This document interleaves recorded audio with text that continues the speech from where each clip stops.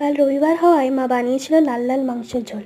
প্রথমে মাংসটাকে ধুয়ে ধনে গুঁড়ো, জিরে গুঁড়ো, শুকনো লঙ্কার গুঁড়ো, নুন, কাঁচা লঙ্কা, পাতিলেবুর রস ও কাঁচা সর্ষের তেল দিয়ে ভালো করে ম্যারিনেট করে কয়েক ঘন্টা রেখে দিল। এরপর কড়াইয়ে তেল দিয়ে কেটে রাখা আলুগুলো নুন হলুদ দিয়ে কড়া করে ভেজে নিতে হবে। আলু ভাজা হলে ওই কড়াইতে তেল দিয়ে ফোড়নে তেজপাতা, গোটা জিরে, চিনি ও শুকনো লঙ্কা দিয়ে নেড়ে নিতে হবে। নাড়া হলে কড়াইতে কেটে রাখা পেঁয়াজগুলো দিয়ে নাড়তে হবে। এরপর নুন ও রসুন বাটা দিয়ে ভালো করে ভেজে নিতে হবে। পেঁয়াজ ভাজা হয়ে এলে হলুদ গুঁড়ো ও লঙ্কা গুঁড়ো দিয়ে নাড়তে হবে।